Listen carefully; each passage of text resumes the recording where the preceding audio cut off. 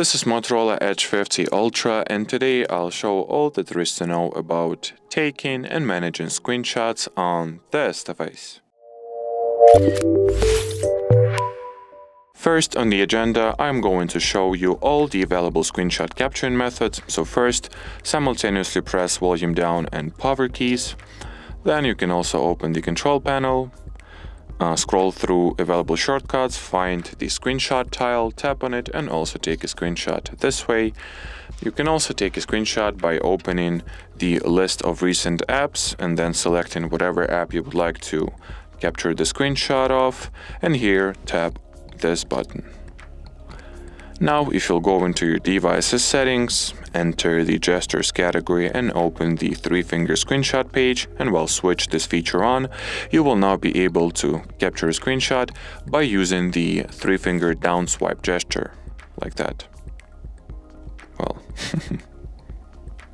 doesn't work all the time, but it should work.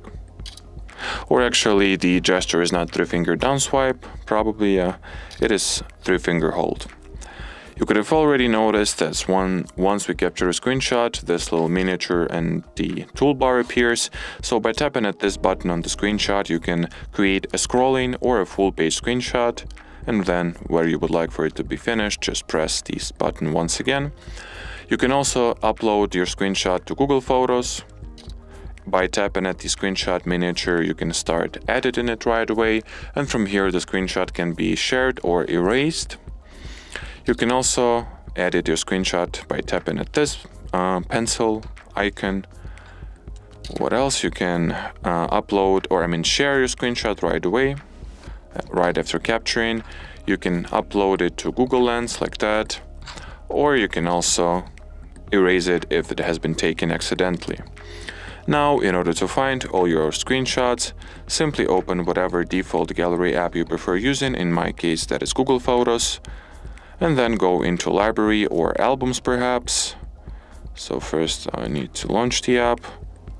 So go into library, and as you can see, all your screenshots are being automatically saved into their separate designated screenshots folder. And well, as far as this video goes, that'll be it. Thanks for watching, and bye-bye.